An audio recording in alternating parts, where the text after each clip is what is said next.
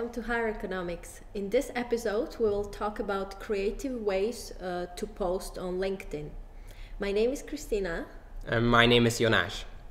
Okay, so Jonas, first of all, maybe you can tell us what are the best times for LinkedIn posts about jobs? Well, there are certainly a lot of articles about it. I think that the best time to post on LinkedIn, first of all, you have to respect the working week. People usually do not visit LinkedIn on weekends that much, so you should operate between Monday to Friday ideally. And some say also that it's important for you to post before work and after work. So ideally 8 to 9 a.m. Or 5 to 6 p.m. It also depends maybe if you're targeting a specific group of people, candidates with your post, because they have different working schedules. Also, some digital marketing specialists say that there's an extra sweet spot on Tuesday between 11 and 12, so maybe you can use that as well.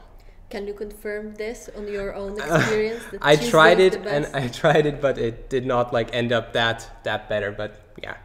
Okay, so maybe you can show us some examples of your job posts on LinkedIn. Yeah. First of all, we have these sorts of visuals posts. These visual posts are more you don't have to be a graphic designer to create these. There are actually a lot of generators online that you can use.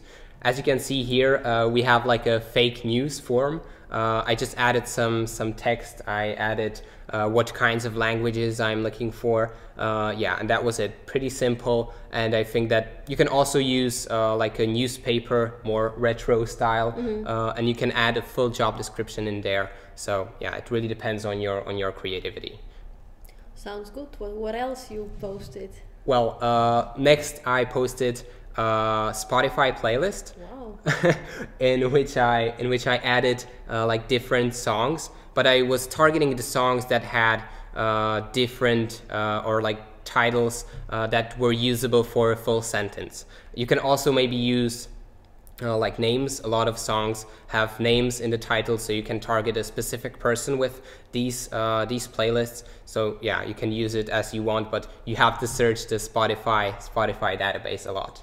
So you did this directly in the Spotify and then just made a screenshot? Yeah, a screenshot. And yeah, you can see that there's a song called New Position and Let Me Know, and if you are, so you can play with it as you want. Sounds good. Next, this is just another generator for a fake Google search.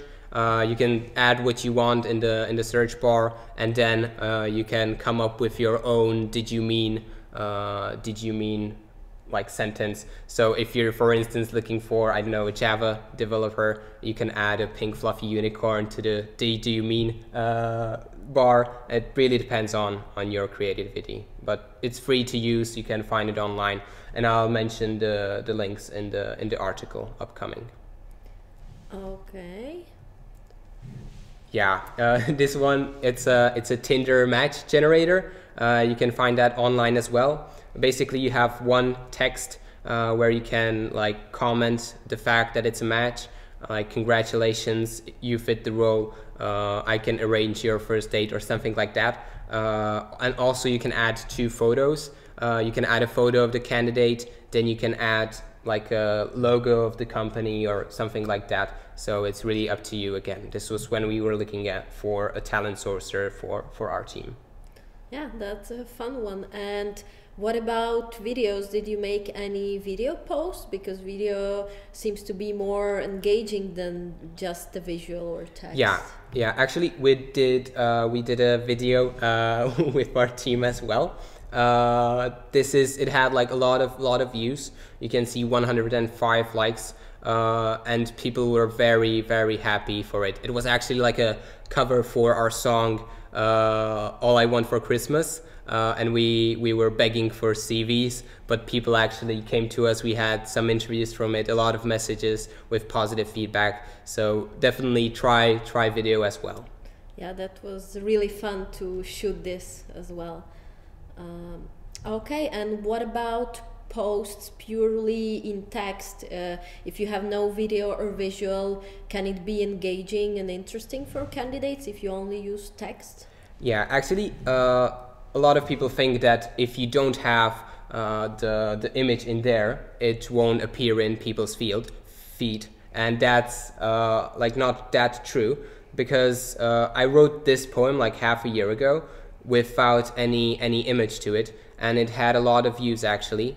People were like commenting, liking it a lot, and yeah, you don't have to necessarily have like a image to it, but it has to be somehow creative. This was the first poem that I did, and here you can see the next one. This was like my biggest post yet, with how much views it got.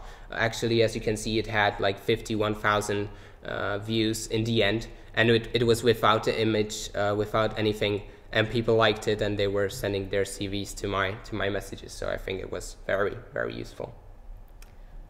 So you were encouraging poetry on LinkedIn.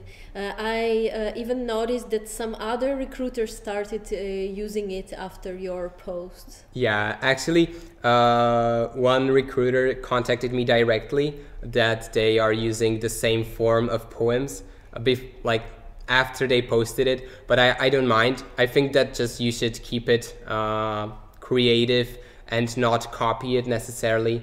So like the roses are red, violets are blue is a bit of like old school form, but you can use it as well. It depends really on what you want to create and who you want to target maybe. Okay, so make sure to follow Jonas on LinkedIn to see his creative posts, and you will find the details in an article on the Recruitment Academy blog. Happy hunting! Yeah, thank you.